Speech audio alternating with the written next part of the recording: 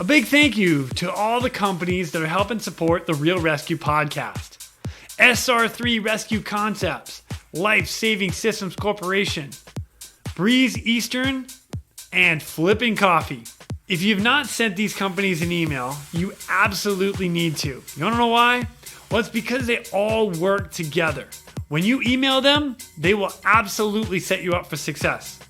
All of them have a great working relationship with each other. For helicopter training, contact SR3. For hoist information, contact Breeze Eastern. For rescue equipment, contact LSC. And for a great cup of coffee, contact Flippin' Coffee. SR3 Rescue Concepts, because you don't know what you don't know. They are a training company that can help your training program with standards, safety, and maybe just an FAA refresher. They are ready to help your agency keep up to date with current techniques, rules, regulations, and equipment.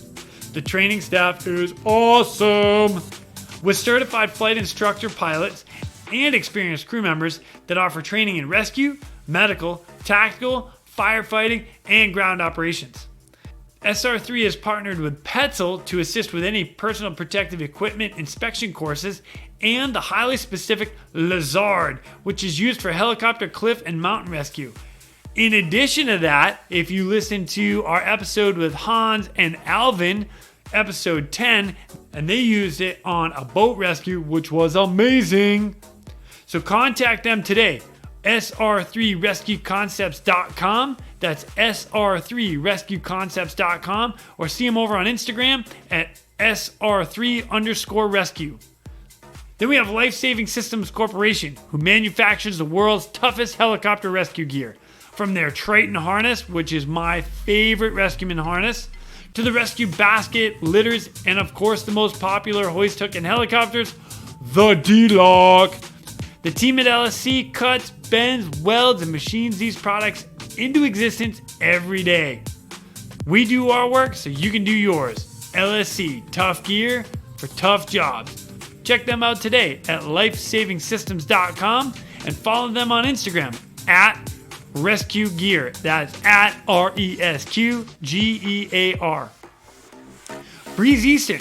Since the very first helicopter rescue in November 1945, Breeze Eastern has designed and manufactured superior rescue hoist solutions. While much of the technology and unique mission requirements have changed over the past 75 years, their commitment to the rescuer operations and those rescued has not. Contact Breeze today by visiting breeze-eastern.com. That's breeze-eastern.com. Then we have Flippin' Coffee. At Flippin' Coffee, we roast each batch to perfection to bring a smooth, delicious cup of coffee that you won't find in most other brands. We like to keep it simple, brewing real coffee, using real ingredients for real coffee drinkers. Contact them today at flippincoffee.com to order your bag of freshly roasted coffee beans. As a bonus, you type in the promo code, all capital letters, REALRESQ, and you get 10% off. Thank you to all of our sponsors who are helping make this podcast grow. It's much appreciated.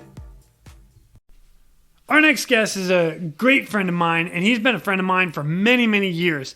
And the great part about our conversation that we have here is that we bring two worlds together into one. So he's in the boat world, I'm in the helo world or aviation world, and bam, we smash them together with a lot of our training, a lot of our cases that we've worked, and the different aspects on both sides to get one similar job done. We're all working to meet the same goal, and that is to save lives. And it's awesome to have him here. So please welcome my friend, Tom Moore.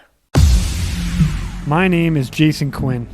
I am United States Coast Guard Rescue Swimmer number 500. These are my rescues and rescues from those of us that put our lives on the line every day so others may live. This is the Real ResQ podcast.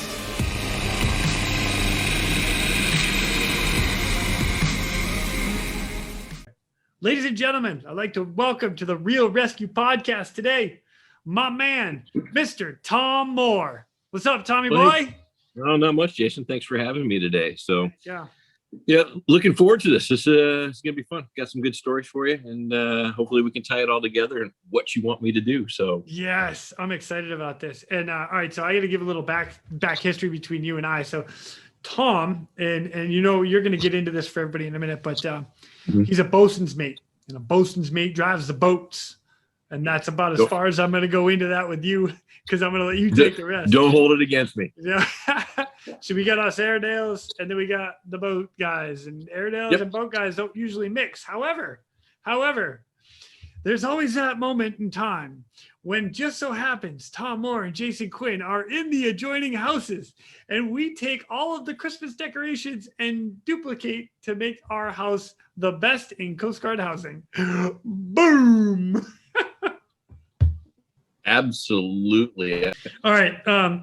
So Tom, we us being neighbors, we had a great time there, and I really grew an amazing friendship with you, which I very much appreciate with all these years, because it's been 20 years. You and I have been friends, something like that. Pretty close. Yeah, well, I think I transferred in, moved in next to you in what, 93? No, 92? It would have been 03. I mean 03. Yeah. See, I told you I'm getting old. Yeah, that's all good. Yeah. So 18 years you and I have been good friends, and I appreciate every bit of it. So it's been awesome. But for everybody else out there, please introduce yourself, tell them where you're from, and how you got into the Coast Guard, and how you got into search and rescue, and specifically how you turned into a surfman. Okay. Well, my name is Tom Moore, as Jason said already. I'm originally from Beaverton, Oregon.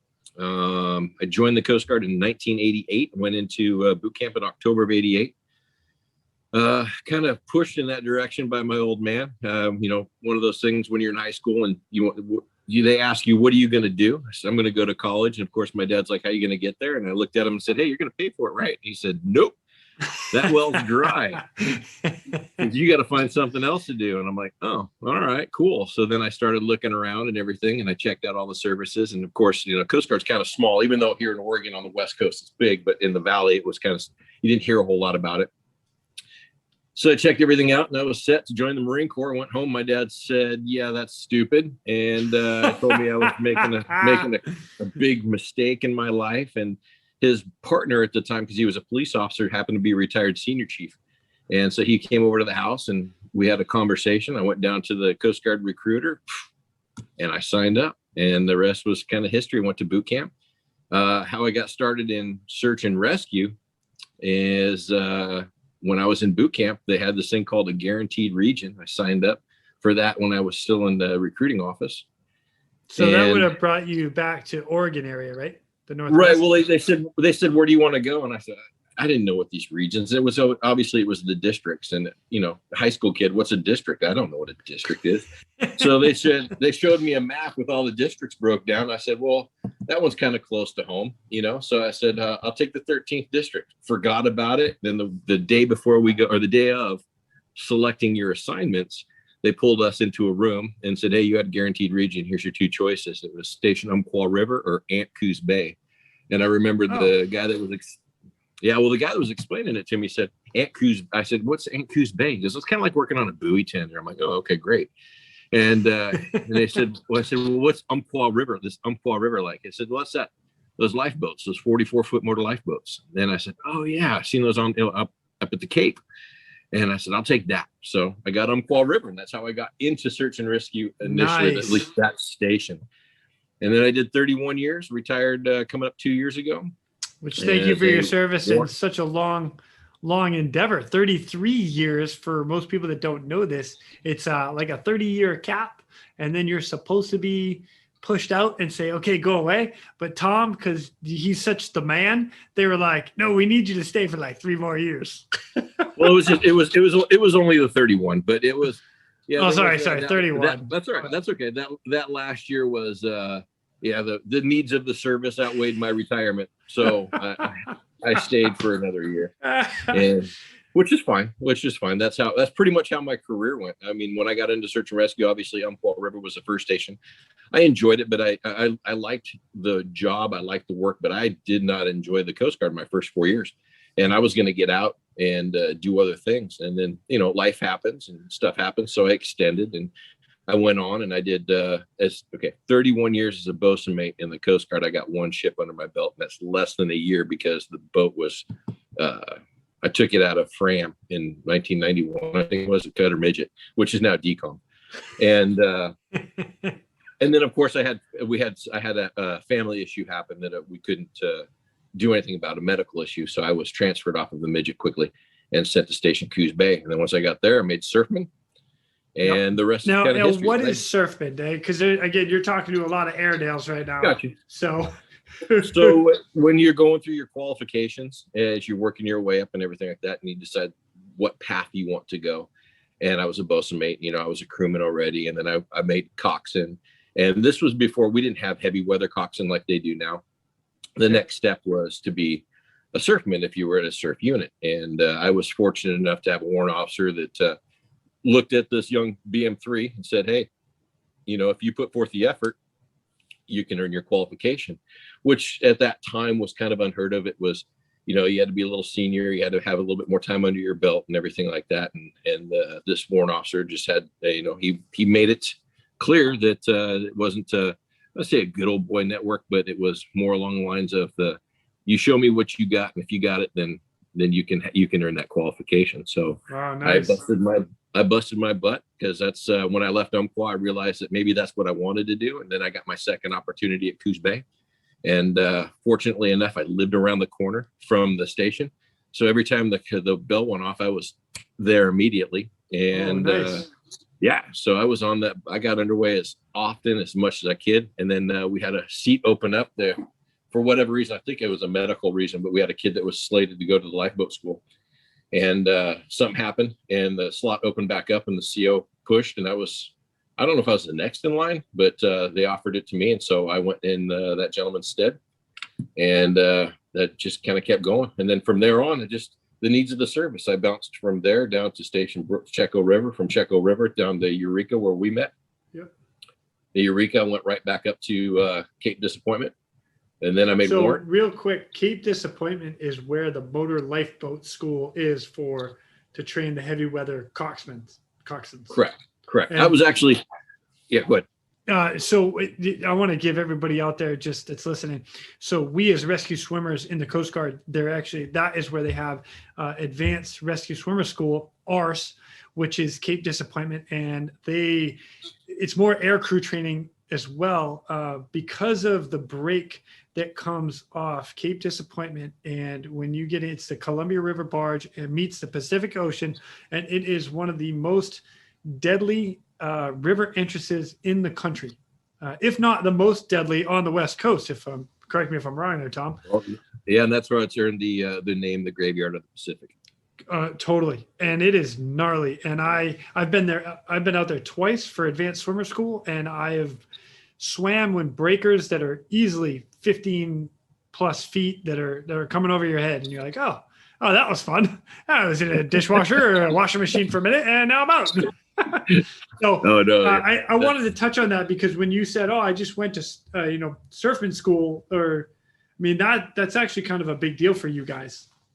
No, it is. It's a lot of fun, a lot of intensive training that they crush into a couple week period, just so they can get you as much time on the wheel in those conditions as they can before they send you back to your unit where you actually earn your qualification as surfman.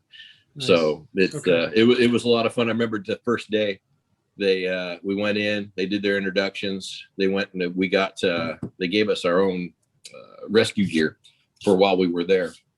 And then they told us that we're going to go do our PT test. And then from the PT test, they put us on 3 lifeboats, sent us over to Waikiki Beach, is what they call. They're right underneath the head there. Okay. And we went out and they said, swim to the beach. I said, okay, cool. So they jumped off and we swam to the beach. The last thing they said to us is swim over there towards the cliff so that you end up on the beach because of the rip currents and everything. Like, all right, didn't think much of it until we got in the water and like, holy cow, the currents are bad around here. Yeah. And but it was fun. It was a good time. I enjoyed every minute of it. Nice. All right, so now I totally cut you off there. So you go to Cape Disappointment as an instructor. No, I was or actually billeted there as part of the stand team. oh, okay, sorry, stand team. Yeah. And then Yeah. you took off and went to where? Honolulu. Went to the district. I had to go work at a staff job. So Lame. yes It and is no. what I it was in is. Hawaii. I was in Hawaii, so I mean it wasn't too Okay. bad. And actually, and then, you know, for having to work in an office that I worked at the federal building, you know, I was kind of out of operations for a while. I was able to kind of get myself into there because once they found out that there was somebody with my particular skill sets there, I was asked to help with, you know, their ready for ops teams and stuff like that. So I still worked my way down towards the boats and got underway when I could, and enjoyed what I could. So, but we did my tour there in Honolulu, and then I got I was honored with orders to be the commanding officer at Station Golden Gate. Yeah, San Francisco, for those that don't know that. Yep. So it's stationed right there, not under the Golden Gate Bridge, but they're on the north end, but well within view of the Golden Gate Bridge, and was stationed there for 3 years. And then I worked my way back to Eureka, working as surface ops up there, assistant surface ops. And while I was there, again, we did some stuff, got to work, play in the old neighborhood, I guess you can say, and work with some really good people there. And then there was a need for a temporary fill at Station Noyo River, and there was nobody with the quals.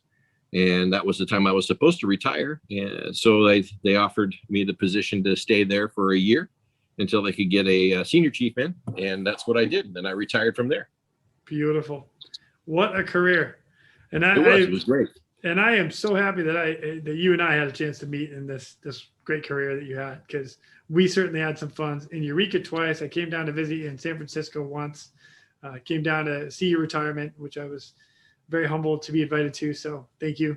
It was a blast. So, but now, all right. So now I'm going to move forward a little bit and ask you, I know you remember. So what is your very first SAR case? So my first SAR case, and forgive me if it gets a little long-winded, was at Station Umpqua River. I'd been at the unit. I reported on December 3rd, 1988. And immediately was thrown into my mess cooking duty. So for those that don't know, washing dishes. And at the time, start somewhere. So you do, you absolutely do. And I for whatever reason at Umpqua River, I washed an awful lot of dishes the first 6 months I was there. Could have been attitude, it could have been a bunch of other things. But so I was washing dishes all of December, and they had a couple small cases that I watched and everything like that. And I was trying to earn my communications watch qualification and tower watch qual. Back then, before we kind of merged everything into comms, we had two separate training things, and they were all done in-house. So each unit was responsible for those qualifications, not like a localized PQS, but each unit developed their own for these two beginning quals. Anyway, I spent a lot of time washing dishes and didn't get to work on my quals a whole lot. So I didn't know a whole lot about what was going on when they would launch for their cases. And then in January, I was all excited to start my break-in so I could do what I needed to do. Anyway, the kid that was next to mess cook, he got hurt. So they threw me back into washing dishes for a second month. Yeah, it was lovely. And so about the end of January, so I've got about 7 weeks of washing dishes under my belt. And it was the end of January, and I remember the watchstander calling me up and saying, "Hey, we don't have enough people here right now. Can you drive up and relieve the tower? Bring the tower down for the night?" And I said, "Sure, not a problem." So it gets me off the station, gets me to get out and about. And so I get the keys to the GV, and I'm heading up there. Just before I left, I remember the watchstander telling me, he said, "You can't close the tower. Tell the watchstander they can't close the tower till the last boat crosses the bar." Okay.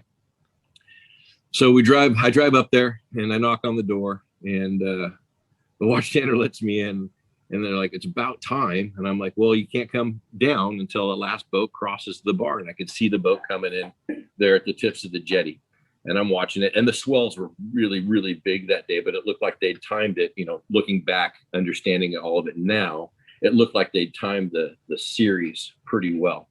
Okay. And the boat appeared to slow down there right at the tips of the jetty, and I don't know why. And it got in maybe 100 yards or so. And on the Umpqua River jetty there at on the south side, it kind of tows in towards the north a little bit. So there's just a slight cut. Like Anyway, a break, like a wave break? No, that's just the design of it. So the jetties were designed, there was a triangle portion put in after. And so just kind of the way the triangle way it closed it up on the river, how that married in there, it just kind of changed the look of the tip of the jetty. I always noticed it when we were out there. Okay. Anyway, this individual that was on watch is like, I'm done. I'm hungry. I want to get out of here. And I remember that I was looking out the window and this massive swell came up from the back end of this commercial crabber, grabbed it and pitch pulled it up onto the jetty. And I was like, holy crap, that boat just hit the rocks. And I yelled at the watchstander, said, call the station, let them know. And the watchstander first looked down, and, to verify what I was seeing, because obviously all I do is wash dishes. And at the same time, because this tower, it was called a tower, but it was actually a lookout. This was the winter lookout, and it was located up there by housing, military government housing. Okay. And one of the surfmen that was there at the time happened to see what I saw, literally kicked the door open to the room, says, where's that damn boat? And I said, it's on the rocks. And all I heard was his hopped up El Camino flying down the road. And I'm thinking to myself, wait a minute, I can get out on one of these boats. So I left the watchstander there, and the watchstander called and let it, they'd hit the alarm down below. And so I'm driving back in the GV. And sure enough, that BM1, he got down there rather quickly, and both boats are gone. So I'm sitting there going, dang it, I missed the boat. I'm not going to be able to go out on that. So I hung out there for a few minutes in the watch room, helping out the watchstander, answering, phones that we would forward over to the OD desk and stuff like that, and trying to do whatever part I could do. Yeah. Anyway, they said they needed a beach team. Now, beach teams now have, how do you put it? There's definite regulations. You need to have this equipment, this number of people. This is what's going to happen. All this stuff is going to happen now. Back then, before I knew what was actually supposed to happen, it was just kind of like, hey, who's around and what are we going to do? So we had this old yellow, we call it the yellow submarine, a big old yellow Suburban. Okay. And it was just me. And so they made a pipe for any available hands to come to the watchroom. And this other person showed up, and there was just two of us. And they're like, we need to get you guys down to the beach, get some ice down on the jetty and what's going on down at the lower tower. I'm like, yeah, hell yeah, I'm game. Let's go. But I'm like, at the same time, I'm like, how do I get there? I've never driven down there. I've never been taken to the tower, the lower tower. I don't even know what. I wash dishes. Yeah, I wash dishes. So the other watchstander is like, I've got it. Don't worry about it. And so her and I took off, and we went we headed that direction. Now, we didn't take any SAR gear. We had radios and we had flashlights. We had one radio and two flashlights. And I didn't think anything about SAR gear because I didn't know it was important. I had no clue. And so we go driving out there, and we didn't grab the lock, the keys to the lock for the lower tower. But thankfully, that thing was four-wheel drive. So I just locked it into four-wheel drive, and we went wheeling up over some dunes, little hills and stuff like that, and carved a little path so that we can get to the tower road. And made it all the way down there. And me and my brand new coastie enthusiasm just took off in a dead sprint down to the jetties. And I'm going to run out to the tip of the jetties, the last place I saw the boat, right? And I remember the other nun that was with me, she yelled at me, she said, stop, slow down. And I'm like, no, we got to get out there. We got to get out there. And she's like, wait, you're going to find this. It's going to be difficult. Let's just take our time. We'll get there. I said, okay. So I'm jumping up and down these rocks, and these jetty rocks aren't flat. Like if you're, at Humboldt, certain areas have like an old road that went down there. Yeah. These were, you jump up one, down on the other, jump up one, down on the other. It's just a bunch of rocks that make the jetty all the way out. Yeah, absolutely. Yeah. So by the time I start the run down the jetty, and I'm focused on, what's going on at the tip of the jetty, the boat had started to slide off the jetty and was working its way into the water. Both of our lifeboats are there, and I think at that time it was 2, maybe 3 helicopters were from North Bend had shown up. Yeah, and these are the older helicopters, same obviously body style, but they still had the white and orange paint schemes. And anyway, so I'm running down there and stuff like that, and I remember yelling and saying, "Hey, I think I see somebody at the tip of the jetty." And I look back to talk to the non-ranger that was with me, and I can't find her. I'm like, oh God. And she had the radio. And I'm like, what do I do? All I do is wash dishes. What do I do? Do I keep running out there, or do I run back? So she had the radio. I ran back to her, found her. Unfortunately for sure, she'd taken a little bit of a slip and fell in between two rocks and had some damage to her leg. Oh. And so she stayed there. She gave me the radio and said, just go ahead and run out that direction. So as I'm running down that way, now the boat's in the water. I see it floating. I can remember seeing the two lifeboats circling around it, trying to look for survivors and stuff like that. And it's breaking bad. I mean, it's breaking up over the jetties, and we're getting sprayed. I'm not even in a float coat. I'm just in my old service station uniforms that they gave us in the late 80s. Oh my gosh. So if you get swept off right now, you're going into the water, no life jacket. Yep. Oh my gosh. But I had no idea. And, it was one of those things. I've only been in the Coast Guard a short period of time. Common sense probably would have said you should have been doing something different. No way. Adrenaline is kicking right now. Let's do this. Oh, adrenaline's kicking, 18 years old. And we all join the Coast Guard for what? We want to make a difference. You want to help people. That's why you do what you do. And then that just goes to show, if you don't have the training, maybe that person shouldn't be the one that's out there. And that probably would have been me that night. And, but anyway, started working my way down there, and I remember the boat calling me on the radio. And before that happened, I remember her telling me, "You're portable one." And I had only talking on a radio at that point in time at boot camp on one of those sound powered phones when they do that drill in class.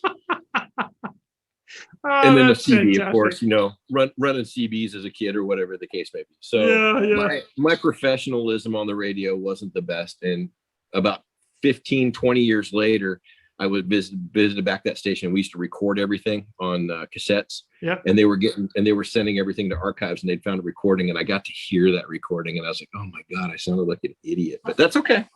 So we're running down there. She reminded me that I was portable one, and I'm running down the jetty, and the boat starts calling. It was the 44303. The boat starts calling, and it says portable 1303, nothing, because this young kid's not paying attention. And I'm just running. My mindset is to get down that tip of that jetty, just because it looked like there was somebody down there at the time. Yeah. And so I'm focused, and portable 1303, portable 1303. Finally, the spotlight from the 44 hits me. And on the intercom, they said, "Hey, pick up your radio." And of course, there was more colorful language on the loud. And I remember when I reviewed the tape later on in life, my response was, obviously it should have been 303 portable one, go ahead, or 303 portable one, but it was 4443330. What's your number? And I couldn't remember any of that stuff. And they're like, so they're like, "Do you see the guy at the end of the jetty?" And I'm like, "I see something down there." And so they're telling me to work their way. Well, the helicopter at that point has a rescue swimmer, and they're getting ready to lower the rescue swimmer down on the jetty.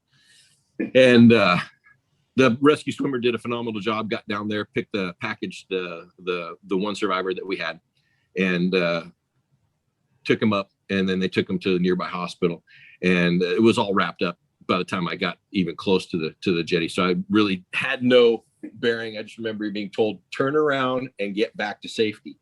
So I'm like, okay. So I turned around, I start running down the jetty rocks back the other direction. I found my shipmate, and I was helping her to the GV.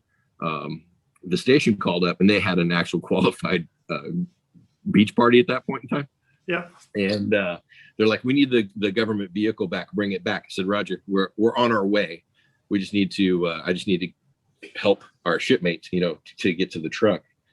And they're it's not to say harassed, but they were pressuring. And I remember her telling me, she says, "Just go, come back for me. Don't forget that I'm here." I said, "You got it." So the adrenaline gets in. I run back. I get the GV. I'm driving back, and the XO is actually driving his personal vehicle with a bunch of guys in the back of his truck, and they flag me down. I get in the XO's vehicle. They all take off in the Suburban, and off they go to do the Coast Guard stuff. They take me back, and now I'm going to go help the watch standard and the rest of the night, right? So I'm sure you can kind of get where this is going. So I'm sitting there in the watch room and I'm helping him organize all of his paperwork and stuff. And both boats are outside, well, one's inside doing a search, one's outside doing a search. Later, they did recover. The boat that was outside recovered one of the individuals. And because it was so rough, they ended up going down to Coos Bay. But as the night's progressing and I'm helping the watchstander, I'm learning an awful lot and trying to figure out how things work. And as we're getting all this paperwork, I just had this epiphany a few hours later and going, oh, crap, I left Seaman so-and-so at the tower. And I got chewed out. Oh, and my like, gosh. Get out there right now, go pick her up. So I drove out there. She'd actually worked her way up to the top of the tower, and stayed in the tower. And I'm not sure how she even got in there because I don't remember us having keys. But I helped her down the tower, put her in the DV. We went back to the station, and you could see she was in obvious pain. So they made me take her to the hospital, and I had to sit with her the rest of the night as my penance for forgetting her. And so it's one of those things. And it's unfortunately there was loss of life, and I felt really bad because one of the gentlemen was really big in the community. I learned much later, and that boat was a very well known boat. Wow. In that area. And it was, there were some great people. I learned about them after the fact because I was obviously so new there. But it kind of goes to show, I had all the intentions were there and everything. I wanted to do the right thing. But I almost became a bigger liability, obviously, in that whole situation because I didn't know what I was doing. I had no clue. I didn't have the training yet. I didn't have the equipment. I didn't have any of that. And a lot of our training at that time at that station probably was, I'm not going to say lacking. It just wasn't directed in the right areas. But I also don't think that they were expecting to grab a mess cook and throw him into this kind of stuff right away. Right. But it is what it is. And thankfully no injuries occurred for us and our coasties that night. Yeah. And other than the one knee injury and stuff like that. But it was an interesting evening. That the boatswain mate that kicked the door in later on became Master Chief Petty Officer of the Coast Guard. Yeah. So he was one of my BM1s that was there at the time, and great guy. And I learned an awful lot from him the rest of that tour there. And then I was stationed with him later in Eureka. So, awesome. But so that was my first SAR case. I mean, eventful, yes. What you don't do, absolutely. For the most part, and at least on my part, I mean, the guys that were out on the boat that day, they did a great job. The ones that they got stuck outside, they got a pretty good beating. I remember one of them was a really good friend of mine. I remember when he got back, because they left the boat down at Coos Bay. The guys came back by vehicle, and he came and he said, "Man, that was intense." They took a break. I believe it ripped the mast, had a small bracket originally on the back of the stage, and the break ripped tore the bracket, and the mast came down, crashing down. So they had to lash that down. And I believe they also said that one of the running lights, and these were before they went to the plastic lights that were on the running lights. We had these brass ones that had really thick glass in them for running lights, and one of those got shattered. So there was quite a bit of force in the waves that they were taking when they did recover the one person from the boat. But he's telling me all about it. Like I said, those guys all did a great job, and I learned an awful lot from that night, and it kind of forged what I was going to do and who I was going to be, my career, and how I was going to look at train. Once I understood everything, it really, really kind of developed who I was and how I was for training, equipment, safety, all that stuff, and what was going to happen and how you go about training people, how you introduce them into the Coast Guard and what they're to expect when they first get to their unit and stuff like that. Yeah. So, wow. But that was my first case. What a good one, man. What a way to get introduced to like just thrown right into the blades. That's awesome. Oh, it was. I mean, like I said, I wish it would have turned out a lot better, a lot different, for those that we lost that day, but, and for the families. But, like I said, you join the Coast Guard, at least most of the people I've ever run across. The common denominator for all of us is wanting to help others. And whatever you do, whether you're aviation or your surface side of the house, everybody that joins pretty much wants to help others. And that's what I got to do. And I was like, this is exciting. Man, that's awesome. Well, so you have a couple other ones that that I want to ask about. So Sure. some of your just I'll take let's see, I'll take any of your top five. Any of my top five? Yeah, top five memories. Wow, there's a lot of them out there. Here's one for you.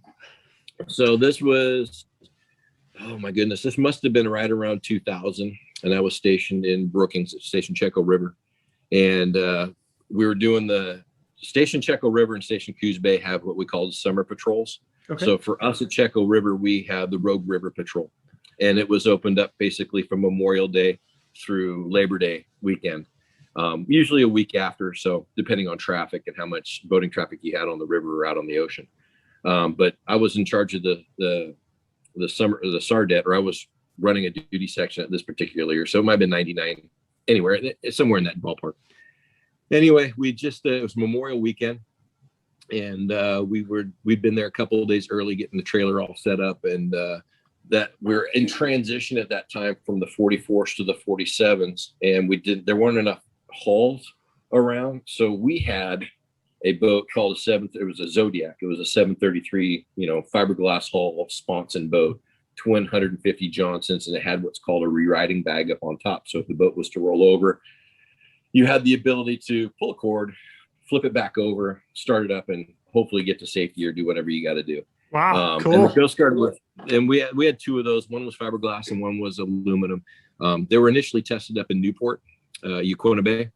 And then we ended up with one for the SARDET because there weren't enough hulls, steel hulls or aluminum hulls with the 47 for the SARDET. So we had this boat because it was a surf capable boat because of the way the Canadians were using it. This was a big platform for them. And myself and a couple others were sent up to Victoria, British Columbia, and for what they called their riot school, which is a rigid hull operators training, I can't remember the actual acronym, but it was their riot school. So we went up there to learn how to drive their boat.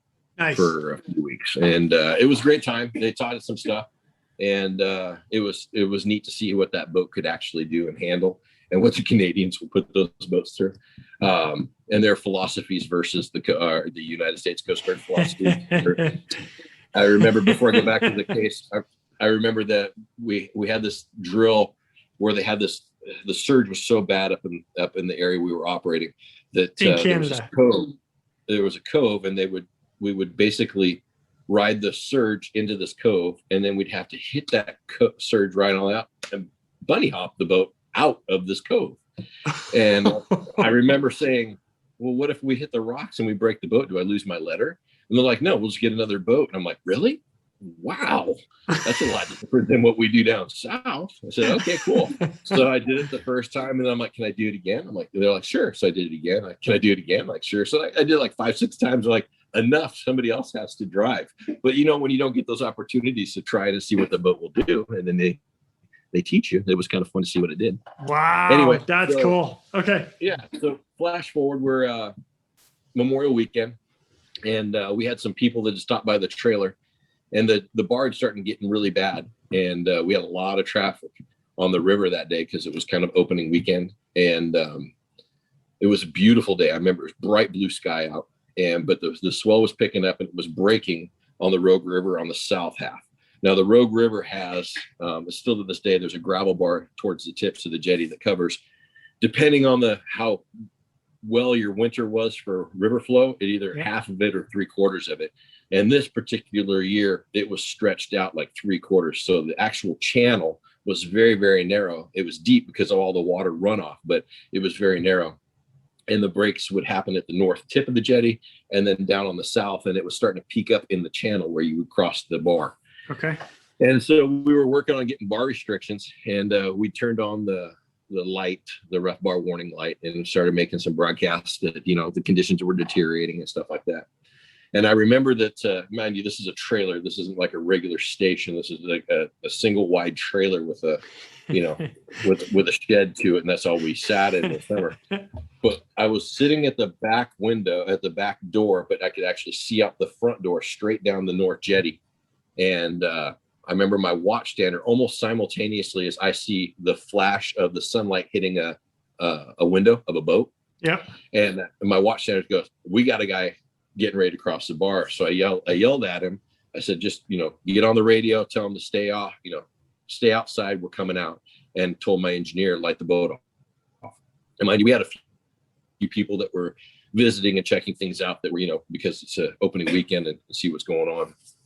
And so my engineer runs down, we grab our gear, we're lighting off the boat. And it's literally as we're casting off the lines, the watch stander yelled down that the boat had capsized on the bar. So here we go. Yeah. And we don't know how many people are in the water. He never got hold of them. He just saw the capsize. So we go flying around the corner, and one of the engines just started shaking out of control, and I had to bring it back, and it just died on us. I couldn't get it started. And I looked at the engineer and I said, "These people are going to die." I said, if we don't go. And he's like, "Well, let's go." I said, "All right, so here's what we're going to do. We're going to make our approach, keep it bow in, then we're going to head offshore until we can either get it fixed or we're going to take these people back down to Brookings." Anyway, so at least that was the initial plan. And it so happened at the same time, there was a display thing going on with a helicopter down in Brookings at one of the parks. So there was a crew actually on their way back to North Bend from Brookings at the time that it happened. So they diverted to come assist us.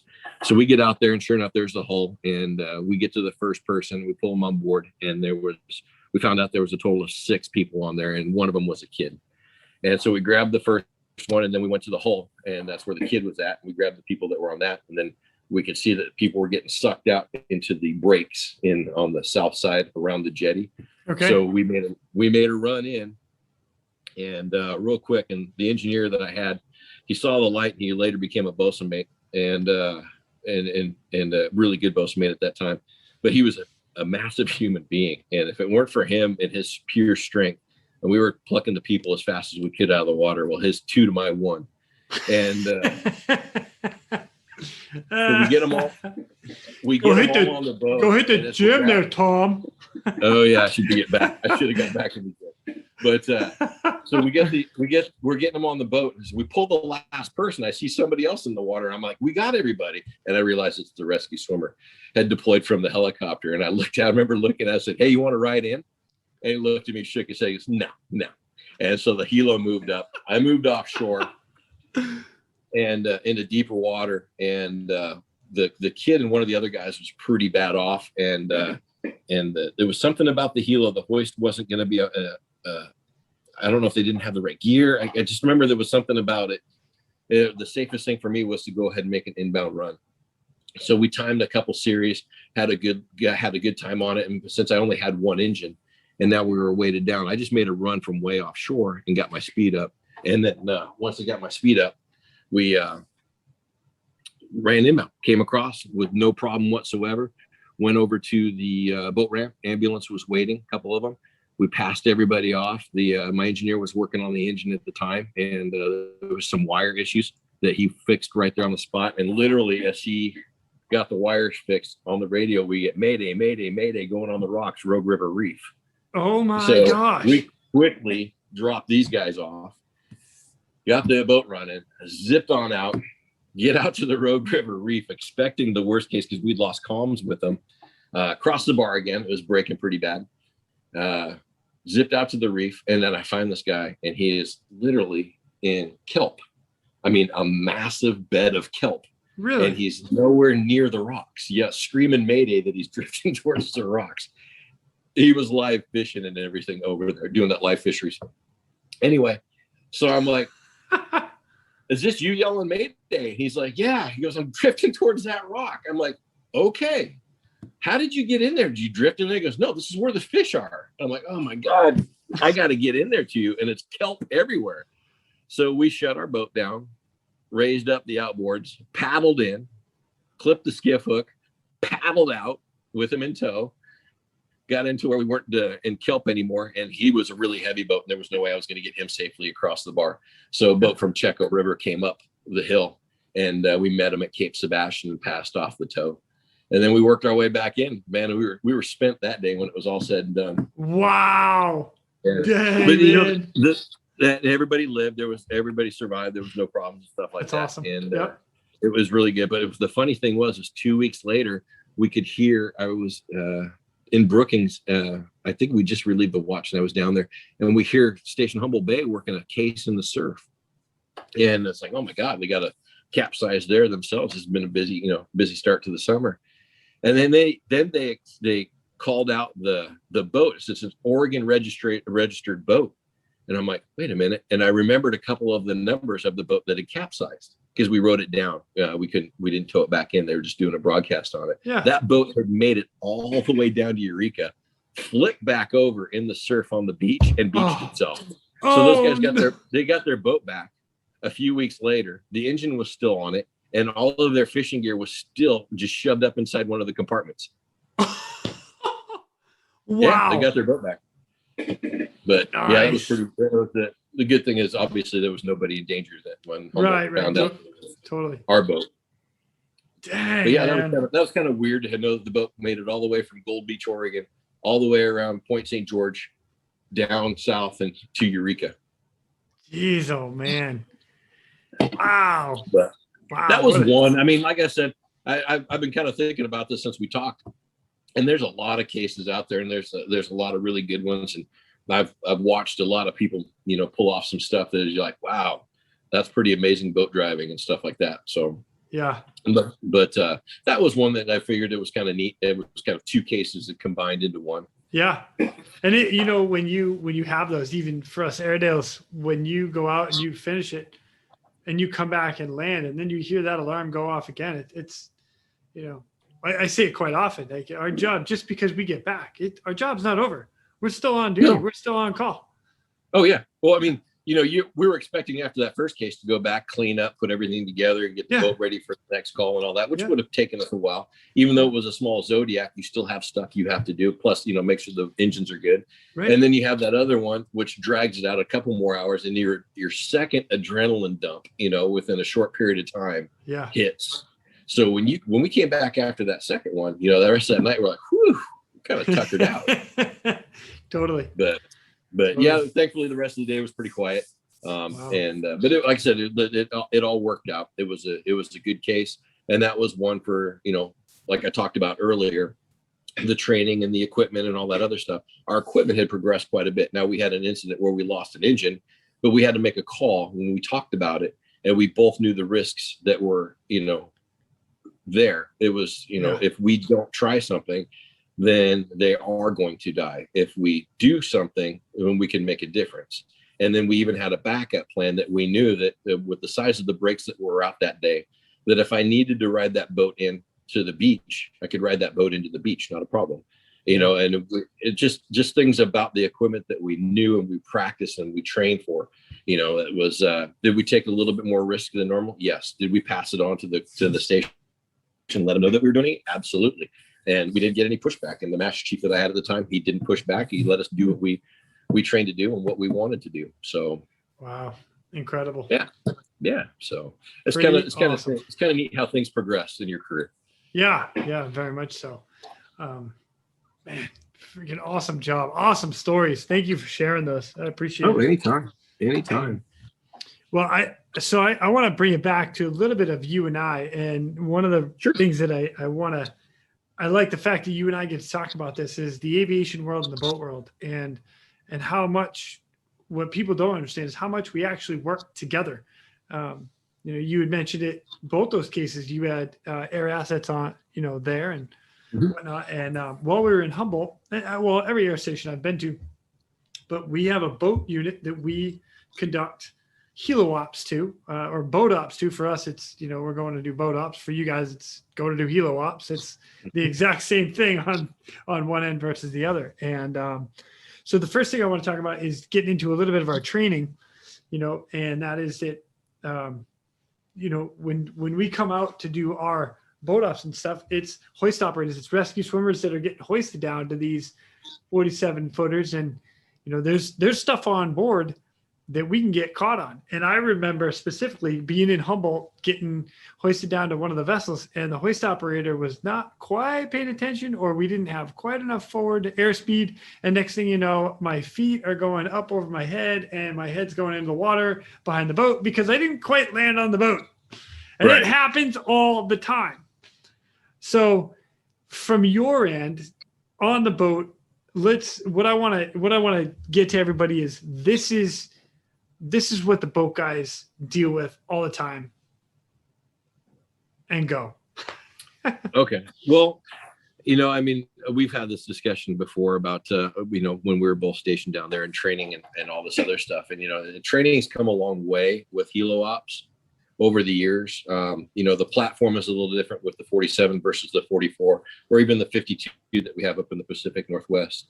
The 47 really has a limited space on the aft deck. So it's kind of, it's tight. It's very, very tight. And I know that the flight mechs and the pilots and swimmers, they have a much smaller target. We think on the boat it's a big target, but I've seen the perspective looking out the door going, yeah, that's a pretty small target. Yeah. But when you're down on the ground, it looks a lot bigger. But, the biggest thing is communication and the conversations that we have prior to the hoisting with the pilots when they do the brief and they talk about the safety aspects, the breakaway if something gets snagged, what we're going to do, how things are going to happen. Because once that brief is over, communications becomes the biggest obstacle in everything, because you have the helicopter hovering over the top of the lifeboat, right? And the sheer noise from the helicopter, you can't hear what's going on. I mean, I can literally be standing next to another crewman and screaming in their ear, and they'll look at me like, "What?" Yeah. And it's like, so a lot of times hand signals are what's used. And then looking up at the flight mech and seeing how the flight mech is, what they're doing, where they're at, and how they're guiding, the basket down, or the swimmer down, or the Stokes litter down. And then the pilot, and see where the helicopter, where it is in relation to the boat, as the helicopter makes its approach up on the boat to lower the basket, or, put the basket in position, and they back away and they do their thing, which makes it a little easier. Then they come back over the boat and complete the hoist and stuff. So just kind of where the helicopter is oriented in relation to the boat, it kind of tells you a story of what's next, what to expect, what to watch for. Right. And if you get a seasoned pilot, or, a seasoned flight mech and a seasoned boat crew, then it's pretty smooth. It's pretty neat to watch. It's quick to watch. But when you have those aspects where, you have a new boat crew, and they're not really sure what to do. So, sometimes they'll pull too hard on a cable. And I remember when I first started, the training was minimal, even though we were really close to an air station. The training was minimal. I don't remember doing a whole lot of helicopter ops at first. And then it kind of got progressively better. But pre-brief, I mean, I remember the coxswain telling me, the boot crewman, saying, "Yeah, helicopter's making an approach, just be ready." Okay. Oh, thanks for the advice. What happens if this happens? Well, that'll be a bad day. Okay, yeah, I'm sure that will be a bad day. So what do I do? I mean, asking a lot of questions, which probably got me washing a lot more dishes, because I asked a ton of questions. But these are the things that you needed to know, and the training was a little subpar when I first came in, and it progressively got better, as things happened. And unfortunately, when we have mishaps in the service, which we're going to get into one of them for sure. Right. And then lessons learned happened. And then from there, we figure out, how to do business better. And unfortunately, that's usually what kind of stokes the fire for getting those changes. Yeah. Sometimes there's people leadership that's very receptive to hearing, like, hey, these guys see an issue, they see a problem, let's talk about it and fix it. But a lot of times, just because of the nature of our job, it's just, they just go, "Oop, had an accident. This is what we learned. This is how we're going to fix it." And I know in the lifeboat community that they've been working for a long time trying to adapt some sort of communication systems in the helmets and everything. But the environment is just so hard on that equipment. It makes it so difficult to have anything, and to be tethered with a mic to, say, a jack on the boat. That's another hazard, that you just can't afford to have when you're down below. And I think, like, you're correct me if I'm wrong. Again, I haven't spent a whole lot of time in helicopters, but when your headsets, you're plugged into communications. Correct. And so you are literally, you have your helmet on, so you've got the noise is really canceled around you. and you're in that intercommunication system between the pilot and the crew member all the time. And we're having a normal conversation like you are right now with the volume turned up a little bit with the aircraft. With you guys down on a boat. Yeah, go ahead. Yeah, we don't have that. We don't have that luxury. I mean, we went from motorcycle helmets, old 1970s motorcycle helmets, to basically a kayak style helmet. And then we have these newer ones, but they're still open, so it can breathe. And it's just, it's because when you're out there for a long period of time wearing a helmet, it is uncomfortable, and it's just fatigue that you don't need. Right. So I know that they're working on stuff, and they tried when I was at Cape Disappointment up there at the lifeboat school on the stand team. They had a communications system that they adapted. I believe it was from the Army, from like the Bradley vehicles or something. Anyway, they were testing on one of the boats, and I had transferred out before I heard what was going on, but it never hit the fleet while I was still in. So I'm sure that they were still working on it or coming up with some other options at the time. So, but I know that that's been one of the biggest obstacles to overcome. And it's probably obviously the most difficult one. So hard to say where they're going to go with it. I don't know the answer. I'm not, I'm technically challenged when it comes to this kind of stuff. So, when they give it to me and then I figure it out, then I'm good. But to actually develop it in my own mind, I'm not that guy. So, but there are a couple of great points that you bring up. And I think this is a lot of where air crewmen, they need to know this. And that is when you have guys that you're training with quite a bit, like Tom, like I said, you and I trained a lot together. And, for me, I would actually come down to the boat station. I would jump on the boat with you. You'd take me out through the breaks. The next thing you know, we're outside the jetty and I'm jumping off the boat to get in the helicopter. And that's how we did our ops, because they've got too many people in the aircraft. They're trying to train guys. So sometimes we had two swimmers that would go out. We'd both jump off the boat. That happened all the time. To have guys. Yep. Go ahead. No, I was going to say, it's funny you say that, because the places that I have been the most successful in hoisting and having that relationship have been the stations that I've been in close proximity to an air station where you have that option to work with them on a regular basis. Like Coos Bay and Eureka were two of the prime ones. Now, early on in my career in Coos Bay, there was always the aviation versus the surface world. Hey, our world's better than your world. Hey, you don't understand where we're coming from. We don't understand where you're coming from. And I remember my CO, like, I am done with this. So he introduced the cross training. That was the first time I was ever exposed to that. So we, as the boat drivers and stuff, would go to the air station. We'd get up, we'd fly every once in a while, watch some hoists or do something like that. Or we'd go work in the command center, to have aspects from the radio watches at the time. And this is before the operational specialists. This is when we still had RMs and radio men and stuff like that in the watchrooms. And so that actually helped out tremendously, whether we would admit it or not. It tremendously helped out. And then you flash forward up to Eureka, and we had a really good relationship between the boat station and the air station. And it was nice because of that relationship that we're like, hey, you guys need to come out and see what we do. Come on out. So we take you guys out for surf training or just general training and stuff like that. And even when I went back the second time, that was still happening. So that relationship carried out for a long period of time. It still is to this day.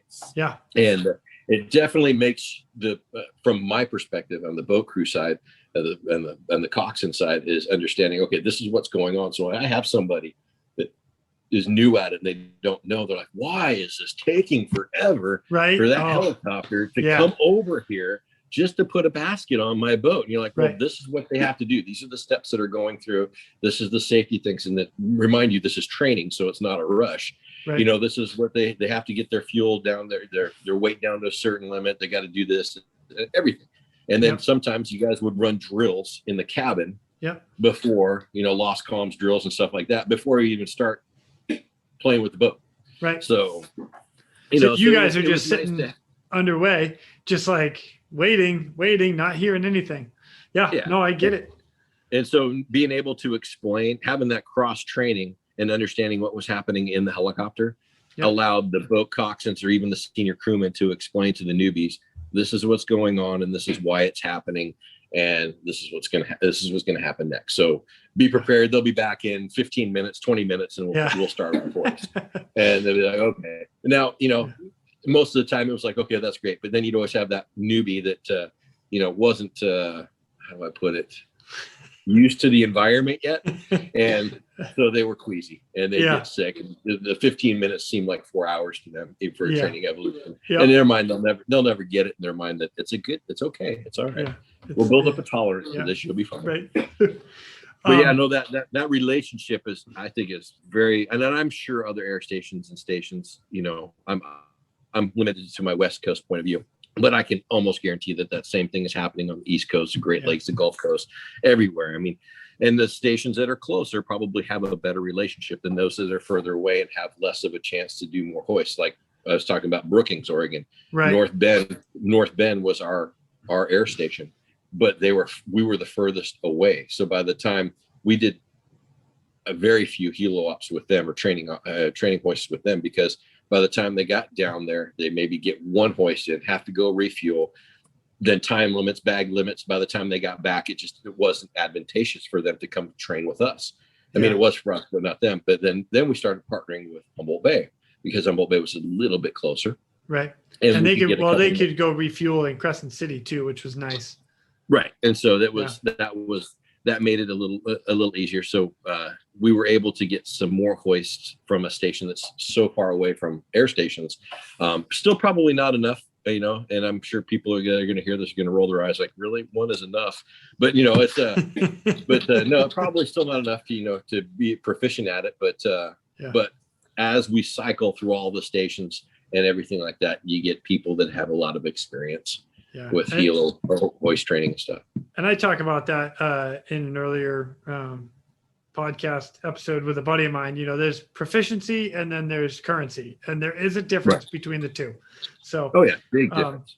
But I want to touch on two things. Like I said, with the communications part of it is the great part with us being able to work together so closely. And as much as we did, there are hand signals that I know that I was showing some of your guys on deck when the basket would come down, that ready for pickup, how to hold the cable so it's not around anything, keeping the basket away from gear. And I remember specifically teaching some of those young guys, hey, this is what I'm doing as a swimmer. Let me help you out. And those guys were very appreciative of that. And then I learned a lot from you specifically about just how the boat's operating, what you guys are doing, when things are changing and whatnot, which is really good.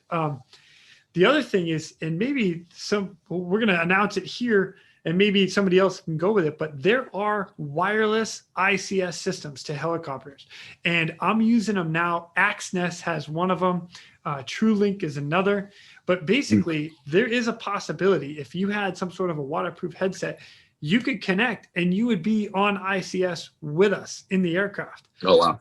So if you're within a certain range, it kicks off after maybe a half mile. I don't know exactly the range, but, all of a sudden the helicopter's right over the top of you. And now you're on ICS with us versus trying to do radio calls. You're actually listening to all the checklists in the air while you're on the boat. So the technology is definitely there. And maybe that's something that any agency that is looking to do boat operations, that's something they to consider, because it is a very smart move to be in communication with the aircraft itself. Yeah. So.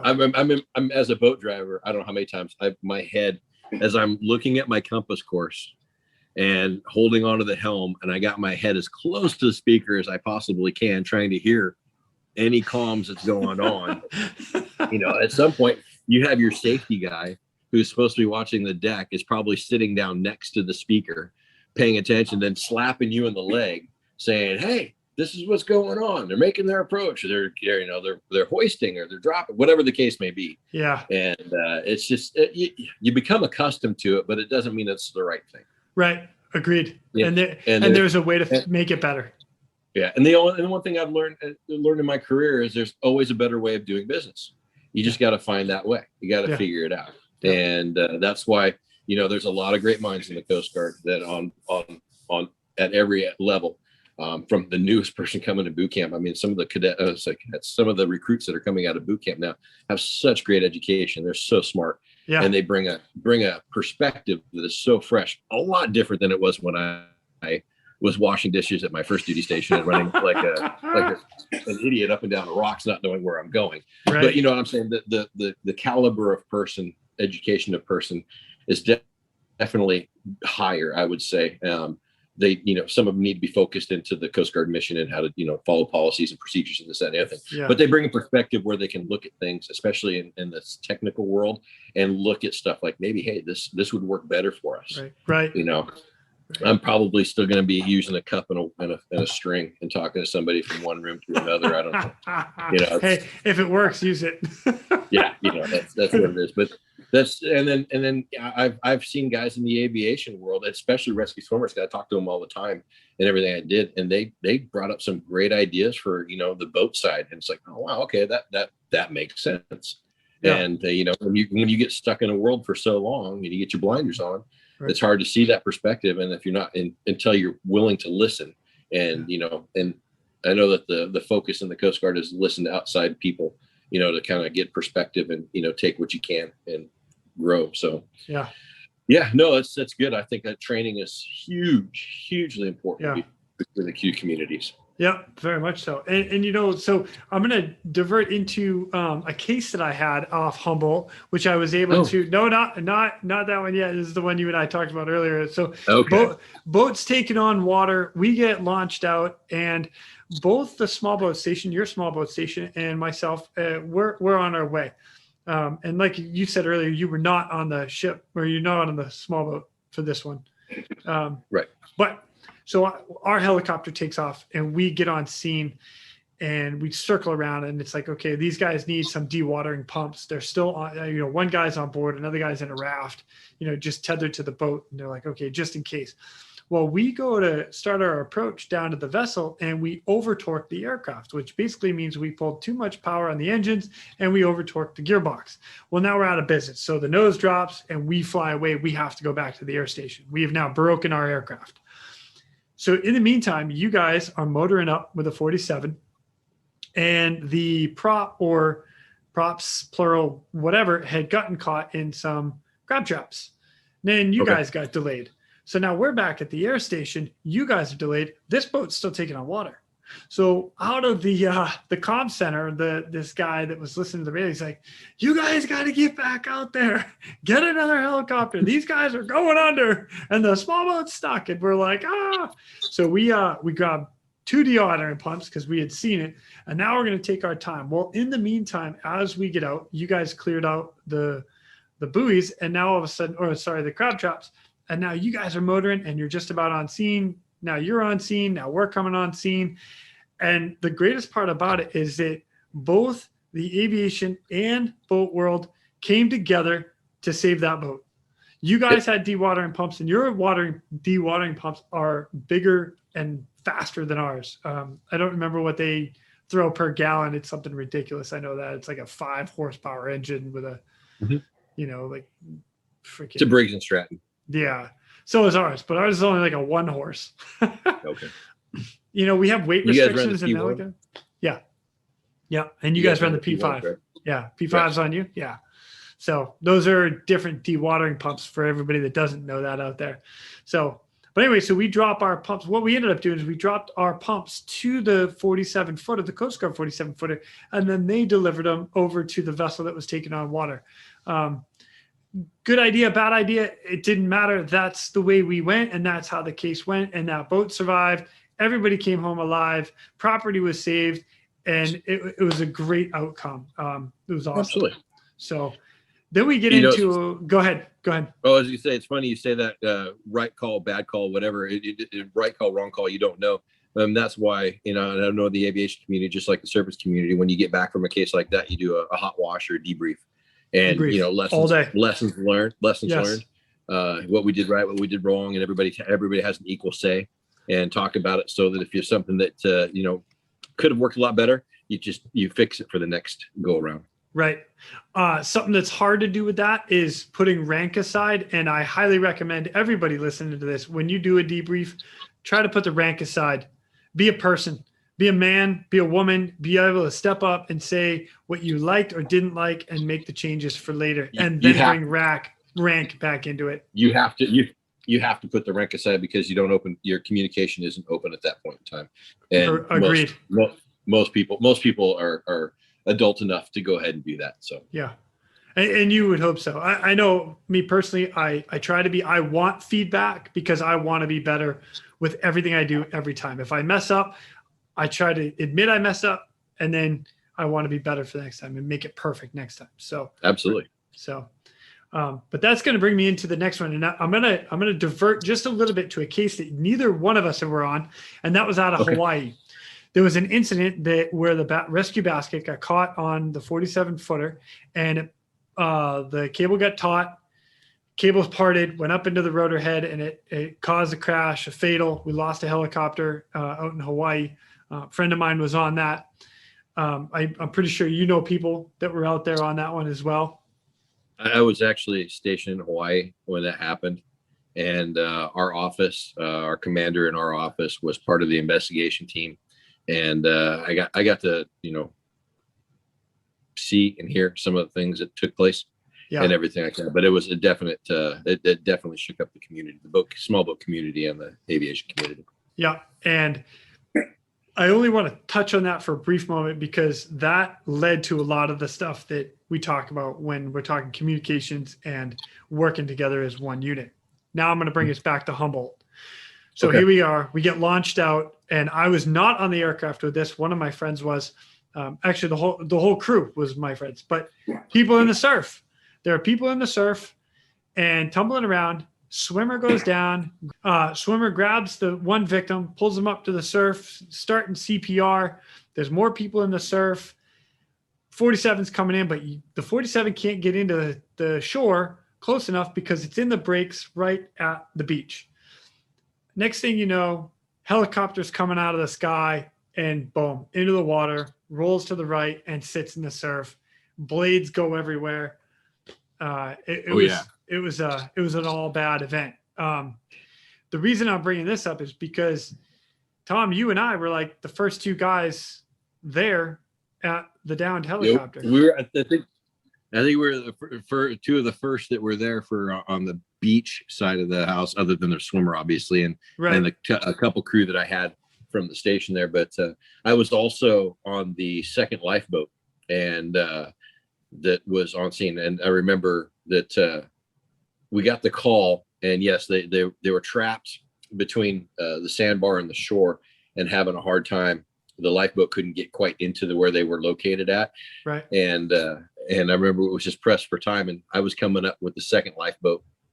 And I remember looking up, and this is before some modifications were made to the lifeboat as it is now.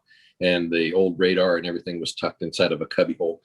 And we'd set up our radar, our rings and stuff like that. So my plan was to go ahead and run a lateral as far up as I could and wait for the rip to try to, see if that rip would pull the people down towards me, and the other lifeboat would stand outside. Anyway, that was our plan as we're moving up. And I remember that the surfman that was on the first boat, and so I'm getting things set up on our boat before I make my inbound run, and I'm still a ways away, but I could see the helicopter in the air. And I'm looking down, setting up my rings, and I remember hearing on the intercom, on the radio mic, the surfman from the other boat asking at the Humboldt Bay, the air station, that how many people were on the helicopter. And I think they said 4, and it said Roger Hilo's in the surf. And I looked up, I didn't hear it go down, I didn't hear the crash, I didn't see it go into the water, and nothing like that, because I was just setting up my rings, and it happened that fast.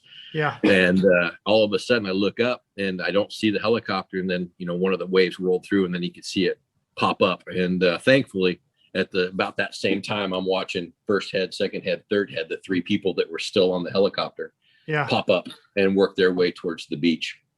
And the first boat stayed behind to watch the rip. I think at that time, they recovered another person.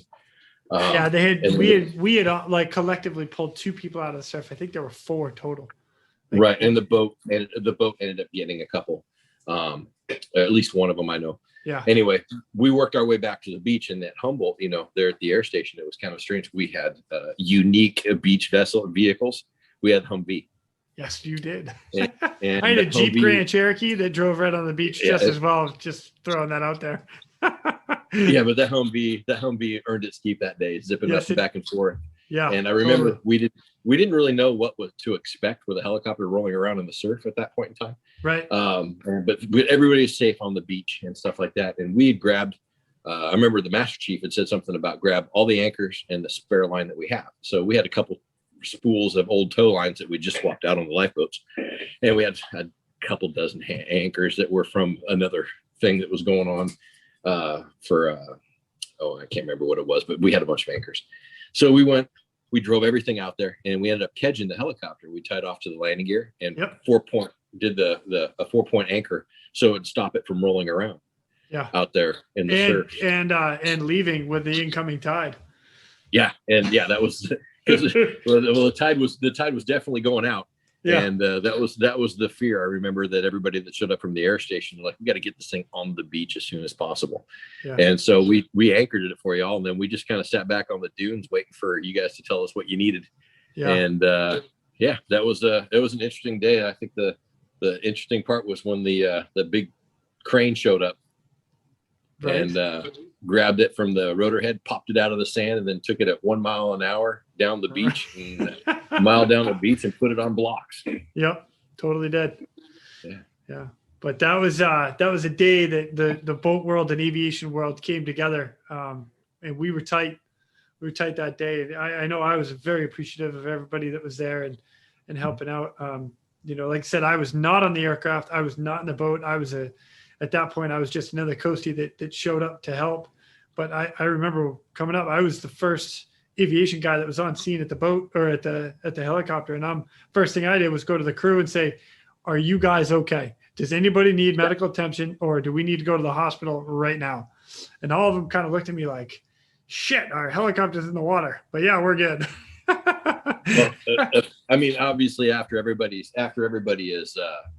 safe and all that, and still trying to figure out how it's going on. This is kind of a funny side note.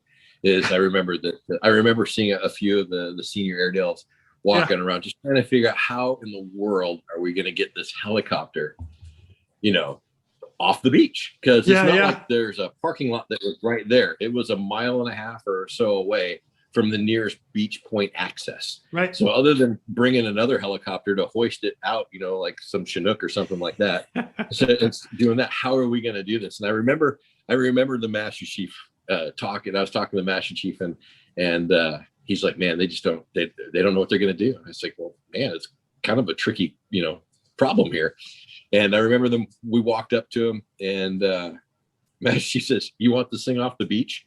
And they're like, "Yeah." And they're like, "Well, how are you going to do it?" And he just goes, "Don't ask questions you don't want the answers to." they're like, "What?" He's like, "I'll get this thing off the beach." But they went with their plan, and it worked out. But it was kind of Master Chief. He brought a little levity to the situation, because they were really thinking about it. I think that kind of helped, spark some ideas and stuff like that. Partnered with a local mill that happened to have a big crane that was right there. Yeah. And they came down and picked it up. So it was good. But it was funny to see the look on everybody's faces, like when Master Chief said, "Don't ask questions you don't want the answers to." It's like, totally. The first thing I was thinking is like, what are we going to do, Master Chief? I'm interested now. I want to see this one. Yeah. That was definitely one of those days where, it didn't matter, what color shoes you were wearing, that everybody was on one team to get it taken care of. And that's how it worked. And, funny to find out, that was a triple nickel, if I remember. Yes. And it was flying later on. Yes, it was. It was not the airframe was still intact. So I remember the captain, the air station captain at the time, coming down and talking to the boat station, about the anchoring probably saved the airframe, and they could put it back in the cycle. And I think it was going through the upgrades anyway. Correct. The aircraft were going through their upgrades, so that one was just rushed to the front of the line. Yeah, just brought in. It was already apart. You might as well. So yeah.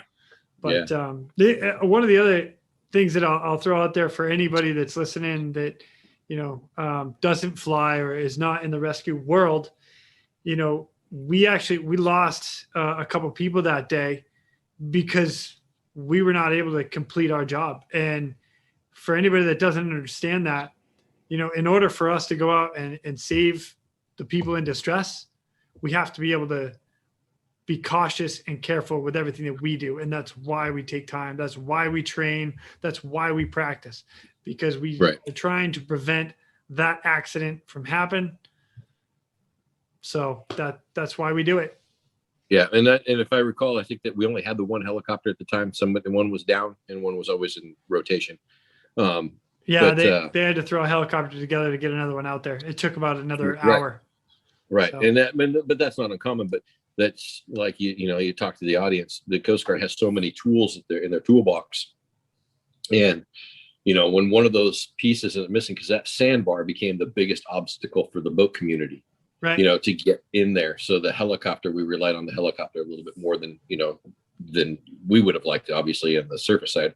But it's just what it is. You never know. There's no cookie cutter search and rescue case. There's no case it's the same, and everything there's always something that is thrown in there that's you have to look into that toolbox and find the right tool that you're going to use for that mission.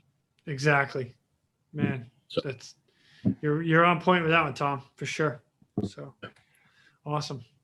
Well, my friend, I've taken a bunch of your time. I can't thank you enough for coming on.